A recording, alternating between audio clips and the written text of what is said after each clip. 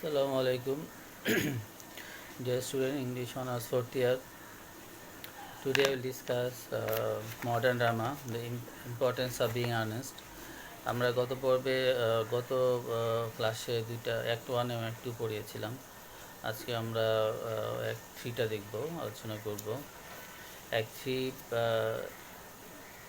Three takes place in drawing room of the manor house where Cecily and Gwendoline have retired, and when Jack and Algernon enter from the garden, the two women confront them. এর আগে আমরা দেখেছিলাম যে গোয়েন্ডলিন সিসিলির বাসা চলে আসে, জ্যাকের বাসা চলে আসে। জ্যাকের বাসা চলে আসার কারণে সিসিলির সাথে তার দেখা হয় এবং তাদের মধ্যে কনফ্রন্ট হয় যে আর্নেস্টকে নিয়ে, যে তাদের উভয়ের বাগদত্ত হচ্ছে আর্নেস্ট, যাদের সাথে বিয়ে হওয়ার কথা। তো এই নিয়ে তাদের মধ্যে কনফারেন্স চলতে থাকে, ঝগড়া চলতে থাকে। এর মধ্যে অ্যালগারনন এবং জ্যাক বাসায় প্রবেশ করে। ফলে তখন Cecilia asks Algernon why he pretend to be her guardian's brother, and Cecilia Algernonকে জিজ্ঞেস করে যে why he pretended to be her guardian's brother, যে সে কেন তার গার্ডিয়ানের ফাদার ভান করছে, মানে জ্যাকের ফাদার হিসেবে ভান করছে। Algernon tells her he did it in order to meet her, এবং অ্যালগারনন বলল যে সেটা করেছে তার সাথে দেখা করার জন্য, অর্থাৎ সিসিলির সাথে দেখা করার জন্য সেই নাটকটা করেছে। And Gwendoline asks Jack whether he pretend to have a brother in order to come into London to see her as often as possible. তো গোয়েন্ডলিন যখন জিজ্ঞেস করলো জ্যাককে যে সে কেন এই ছলচাতুরি আশ্রয় নিচ্ছে, তখন সে বলল যে সে আসলে লন্ডনে গিয়ে যাতে তার সাথে দেখা করতে পারে, অর্থাৎ গোয়েন্ডলিনের সাথে দেখা করার সুযোগ পায়, সেজন্য সে এটা করেছে। She interrupts his evasive reply as an affirmation.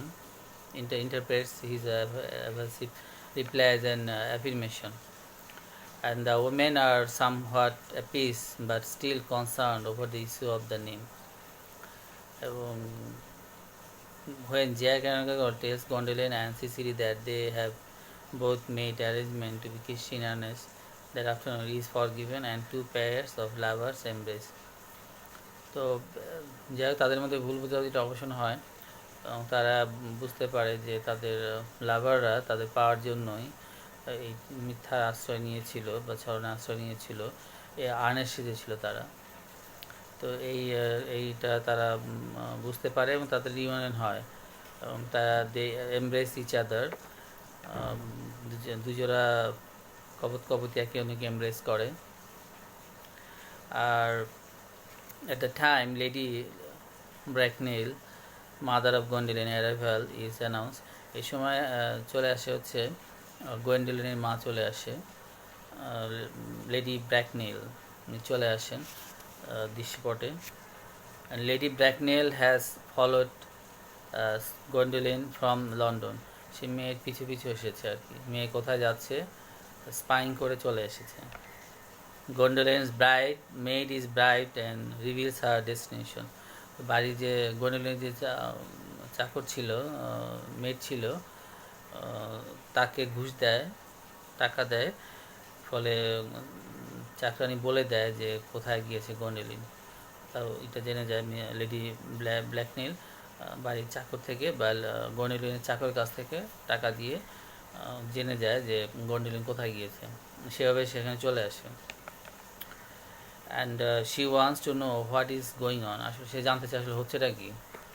Say inquiry করতে আসে বা স্পাইং করতে আসে যে আসলে এখানে হচ্ছেটা কি। পরে Gwendoline again informs Lady Bracknell of her engagement to Jack, and Lady Bracknell reiterates that the union between them is out of question. আর গন্ডলিন তখন বলে লেডি ব্র্যাকনেলকে যে তার জ্যাকের সাথে সম্পর্কের কথা, সেটাতে জড়িয়েছে। তো লেডি ব্র্যাকনেল তো অবশ্যই অপোজ করে এবং এটা বলে এটা প্রশ্নের বাইরে, এটা সম্ভবই না। Algernon tells Lady Bracknell about his engagement to Cicely, prompting her to inspect Cicely and inquire into her social connection. Jack replies to all the questions with a mixture of civility and sarcasm. She is informed that Cicely is actually worth of a great deal of money. অ্যালগারনন যখন জানায় যে সিসিলির সাথে তার সম্পর্ক, বিয়ে করতে চায়, তখন লেডি ব্র্যাকনেল সিসিলি সম্বন্ধে জানতে চায়, তার সোশ্যাল কানেকশন, তার সামাজিক অবস্থান, তার পরিবার এই সম্বন্ধে জানতে চায়। এবং যখন জানলো যে অনেক টাকার মালিক হবে, সিসিলি আসলে অনেক টাকার মালিক, তখন at this Lady Bracknell become genuinely interest, তখন লেডি ব্র্যাকনেল আগ্রহ বেড়ে যায়। এখানে তার আপত্তি থাকে না যে অ্যালগারননের সাথে সিসিলির বিয়েতে, মেয়ের বিয়েতে তার আপত্তি আছে, কারণ জ্যাকের কোনো পরিচয় নাই, অর্থ সম্পদের নাই, সুতরাং সে রাজি হয় না। At this, Lady Brack became genuinely interested. Jack informs Lady Bracknell that, as Cicily's legal guardian, he refused to give his consent to her union with the Algernon. Lady Bracknell suggests that the two young people simply wait until Cicely comes of age. And Jack points out that under the terms of her grandfather's will, Cicely does not legally come of age until she is 35. And Lady Bracknell asks Jack to reconsider, and he points out that the matter is entirely in her own hand. তো এখন আবার আপত্তি করে বসে, Jack আপত্তি বসে করে, যেহেতু সিসিলির গার্ডিয়ান হচ্ছে, লিগাল গার্ডিয়ান হচ্ছে জ্যাক, তো জ্যাকের সম্মতি ছাড়া তো বিয়ে সম্ভব না। আবার যখন এটা সিসিলি যখন ম্যাচিওর হবে, কিন্তু সিসিলি ম্যাচিওর হলে নিজের বিয়ে নিজে করতে হবে। সিসিলি ম্যাচিওর হবে অ্যাট দ্য এজ অফ 35, 35 বছর আগে সে নিজের সিদ্ধান্ত নিতে পারবে না, সম্পত্তি অধিকার পাবে না, তার আগ পর্যন্ত তাকে গার্ডিয়ানের অধীনে থাকতে হবে। তখন লেডি ব্র্যাকনেল জ্যাককে রিকনসিডার করতে বলে, অনুরোধ করে। তো তখন জ্যাক জানায় যে ডিসিশনটা আসলে ব্যাপারটা লেডি ব্র্যাকনেলের হাতে, লেডি ব্র্যাকনেল বল হচ্ছে লেডি ব্র্যাকনেলের কোর্টে, জ্যাক জানায়। As soon as the consent of his marriage to Gondelin, Cicely can have his consent to marry Algernon. যদি সিসিলি গন্ডেলনকে সে বিয়ে করতে দিতে যায়, এই শর্ত জুড়ে দিল যে অ্যালগারনন সিসিলিকে বিয়ে করতে পারবে যদি জ্যাককে অনুমতি দেওয়া হয় তার মেয়েকে বিয়ে করার জন্য, সমান সমান আর কি, যেটা আর কি। জ্যাক সিসিলিকে বিয়ে করবে তাহলে এই শর্তে, জ্যাক গন্ডেলনকে বিয়ে করবে তাহলে এই শর্তে সিসিলিওকে অ্যালগারনন বিয়ে করতে পারবে। এটা ছিল জ্যাকের শর্ত। Lady Bracknell refuses to entertain the notion, and she and Gordon are on the point of leaving when Dr. Chasuble arrives. So, however, Lady Bracknell refuse করে, তো রাজি হয় না, জ্যাকের সাথে তার মেয়ে বিয়ে দেবে না। এই সময় ডক্টর চাসাবল প্রবেশ করেন, happens to maintain Cecily's governess Miss Prism. আর এই সময় ডক্টর চাসাবল প্রবেশ করে এবং কোন এক কথার এক পর্যায়ে মিস প্রিজমের কথা নাম মেনশন করা হয়। সিসিলির যে গভর্নেন্স মিস প্রিজমের নামটা আসে যখন তারা বাসা থেকে বের হয়েছিল। At this, Lady Bracknell started and asked that Miss Prism be sent for. Lady Bracknell started and asked that Miss Prism be sent for. When the governess arrives and she sees Lady Bracknell, and she began to look guilty and furtive. Lady Bracknell accuses her of having left her sister's house 20 years ago with a baby and never returned. Miss প্রিজমকে যখন আসে দৃশ্যপটে, তখন Lady Bracknell তাকে চিনে ফেলে, এবং lady Bracknell তাকে চিনে ফেলে কারণটা তখন তারা অতীতে চলে যায়। সেটা হচ্ছে যে ব্র্যাকনেলের সিস্টারের চাকর ছিল মিস প্রিজম, এবং আরটা হচ্ছে Lady Bracknell accuse her of having, Lady Bracknell তাকে দোষী সাব্যস্ত করে যে তার বোনের হাউস ত্যাগ করেছিল 20 বছর আগে উইথ এ বেবি, একটা শিশুসহ, অ্যান্ড নেভার রিটার্ন, এবং ফিরে আসেনি আর। She demands to know where the baby, সে জানতে চাইলো তখন লেডি ব্র্যাকনেল যে শিশুটি কোথায়। এই মিস প্রিজম লেডি ব্র্যাকনেলের বোনের বাসা থেকে একটা বাচ্চা নিয়ে আসছিল, 20 বছর আগে, এবং সে বাচ্চা সহ সে আর ফিরে যায়নি। বাচ্চা এবং সে দুজনেই নিরুদ্দেশ হয়ে যায়। এখন লেডি ব্র্যাকনেল জানতে চায় সে বাচ্চাটি, মানে তার বোনের বাচ্চাটি কোথায়। And she demands to know where the baby is. Miss Prism says she lost the baby. Miss Prism জানায় যে সে শিশুটিকে হারিয়ে ফেলেছে। She had absent-mindedly placed it in a handbag in which she had meant to place the manuscript for a novel she had written. And Jack asks what happened to the bag. সে জানায় যে সে শিশুটি হারিয়ে ফেলেছে এবং সে একটা নভেলের manuscript, একটা script লিখছিল, সেটাকেই সে বাচ্চা মনে করেছে। এই ধরনের একটা ভুল বুঝাবুঝির কারণে হারিয়ে ফেলেছে। আর Jack asks what happen to the bag. তো জ্যাক তাকে জিজ্ঞেস করলো যে ব্যাগটা কী হয়েছে। Miss Prism says she left it in the cloakroom of the railway station and she presses her for further details and goes racing off stage, returning a few moments later with a large handbag. তাহলে এরপরে যেটা হচ্ছে, ব্যাগটা সে স্টেশনে ফেলে চলে যায়, মানে স্টেশনে ব্যাগটা রাখে, তারপর ব্যাগটা হারায় যায়, মানে সামহাও সে লস্ট করে স্টেশনে। জ্যাকের মনে তখন একটা সম্ভাবনা উকি দেয়। জ্যাক আরও জানতে চায় এবং সে স্টেজ থেকে বেরোয় যায়, দৌড়ে বেরোয় যায়। স্টেজে ফিরে আসে, দৃশ্যে ফিরে আসে, কিছু মুহূর্ত পরে আবার ফিরে আসে উইথ এ লার্জ হ্যান্ডব্যাগ, একটা বড় হ্যান্ডব্যাগ নিয়ে। When Miss Prism confirms that the bag is hers, Miss Prism ব্যাগটাকে দেখে চিনতে পারে, বলে এই ব্যাগটাই আমার। Jack throw himself on her with a cry mother. Jack তখন কাঁদতে থাকে মা বলে, এবং it takes a while before the situation is sorted out. But before too long we understood Jack is not the legitimate child of Miss Prism but the legitimate child of Lady Bracknell's sister, and therefore আচ্ছা, এখন জানা গেল যে সত্যটা উত্তর দিতে হলো যে জ্যাক আসলে অবৈধ সন্তান না, এবং মিস প্রিজমের সন্তানও না। সে আসলে কার সন্তান? সে হচ্ছে মিস প্রিজমের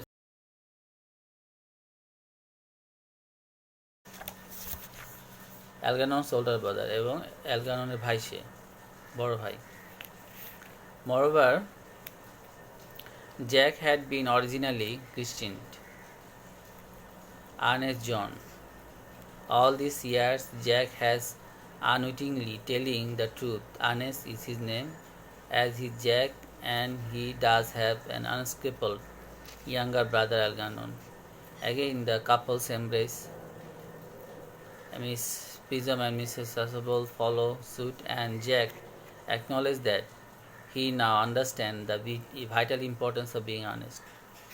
তো জ্যাক এখন বুঝতে পারছে যে ইম্পর্টেন্সটা কী, যে আর্নেস্ট হওয়ার ইম্পর্টেন্স। এতদিন সে বলে আছে তার ভাই আছে, সত্যি তার ভাই আছে, এবং আর্নেস্ট ইম্পর্টেন্সটা সেখানে বুঝতে পেরেছে। এখানে নাটকটা শেষ হয়েছে।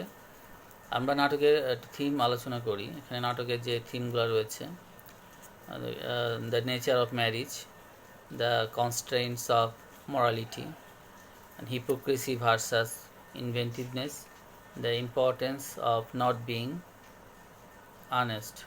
তো এইগুলো হচ্ছে আমাদের থিম। আমরা প্রথম থিমটা আলোচনা করি, the nature of marriage. The play marriage has great importance, both as a primary force motivating the plot as a subject for philosophical speculation and debate.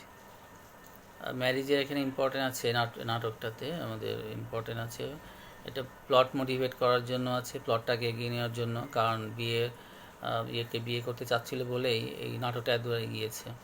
অর্থাৎ দুই জোড়া একে অন্যকে বিয়ে করার জন্যই এত ঘটনা এগিয়েছে এবং অনেক রহস্য উদ্ভাসিত হয়েছে।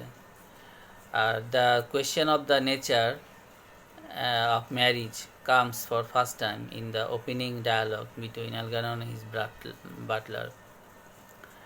The question of nature of marriage comes to the first time in the opening dialogue between Algernon and his butler Lane. নাটকের শুরু থেকেই আমরা দেখছি যে ম্যারিজের নেচার নিয়ে কোশ্চেন এসেছে। Algernon and Jack discuss the nature of marriage when they dispute briefly about whether a marriage proposal is a matter of business or pleasure. তো অ্যালগারন এবং জ্যাকও ডিসকাস করেছে নেচার অফ ম্যারিজ নিয়ে।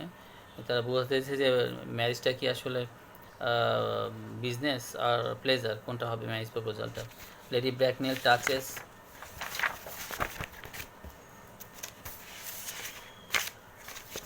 Lady Bracknell touches on the issue when she states an engagement should come on a young girl as a surprise, pleasant or unpleasant, as the case may be.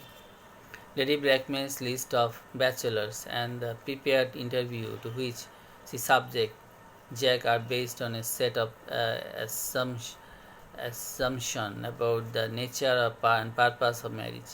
And these assumptions reflect the conventional preoccupation of Victorian respectability, social position, income, and character. The play is an ongoing debate about the nature of marriage, whether it is pleasant or unpleasant. তো Victorian সোসাইটিটা তুলে ধরেছে ম্যারেজের মাধ্যমে। আসলে marriage হওয়ার জন্য কী কী যোগ্যতা লাগে, যেমন আমরা লেডি ব্র্যাকনেলে দেখলাম যে ব্র্যাকনেলকে দেখছি যে সে ইন্টারভিউ নিচ্ছে তার মেয়ের পাত্রের জন্য, এবং সেখানে তা দেখছে যে স্ট্যাটাসটা কীরকম, টাকা পয়সার ব্যাপার।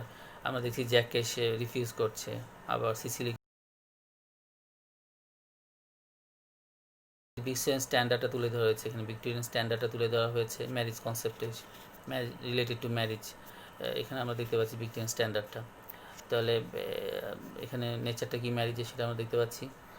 The play is an ongoing debate about the nature of marriage and whether it is pleasant or unpleasant. তাহলে এই নেচার অফ ম্যারেজটা কি প্লিজেন্ট না আনপ্লিজেন্ট, এই আনপ্লিজেন্ট এই কোয়েশ্চেনটা কিন্তু নাটক জুড়ে চলেছে। অ্যালগানন ভিউস অ্যাবাউট ম্যারিজ আর relentlessly cynical until he meets and falls in love with Sicily. তো অ্যালগাননের যে ভিউটা ছিল ম্যারেজের ব্যাপারে সেটা ছিল নেগেটিভ, এবং সেটা চেঞ্জ হয়েছে কখন, যখন সে সিসিলি প্রেমে পড়ে। On the other hand, Jack speaks in the voice of the true romantic, and he tells Algernon that the truth is not quite a sort of thing one tells to a nice, sweet, refined girl. At the end of the play, Jack apologizes to Gondolin when he realizes he had been telling the truth all his life. He forgives him, and Gondolin has her own cynical view of the nature of on man and marriage. Gondolin এগুলো view ছিল, আর Jack romantic view ছিল এই marriage এবং ম্যারেজের ব্যাপারে। আমরা এটা আছি the constraint of morality. It is a theme, constraints of morality. It is a favorable topic of conversation in the play. Algernon thinks that servant class has a responsibility to set a moral standard for the upper classes, and Jack thinks reading a private cigarette case is ungentlemanly. Algernon points out more than half of modern culture depends on what one should read. This restriction and assumption suggest a strict code of moral in Victorian society.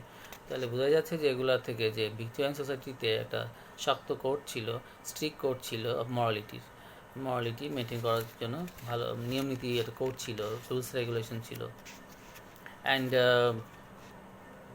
while he is not concerned with the question of what is and is not moral, তো ওয়াইল is not concern, ওয়াইল্ডের কাছে মনে হচ্ছে যে এই morality এগুলো that's not a important issue. Instead, he makes fun of the whole Victorian idea of morality as a rigid body and rules about what people should and should not do. তার পরিবর্তে সেটাকে fun করেছে যে এই Victorian code নিয়ে, idea নিয়ে, morality এবং rigid rules নিয়ে। The little of the play is a double-edged comment on the phenomenon. The play's central plot, the man who both is and is not, earnest and honest. এখানে আমাদের central প্লটটা যদি দেখি যে একজন কি আর্নেস্ট না আর্নেস্ট, আমরা যে বানানে আমরা আর্নেস্ট পাচ্ছি, as a moral paradox, present a moral paradox, and earnestness, which means the quality of sincere and serious, is the play's primarily object and satire. And Jack, Gondolin, and Miss Prism and Dr. Josabol, who put a premium or sobriety and honesty, are either hypocrite or else have the rug pulled out from the under them. Wilde wants to show truly moral is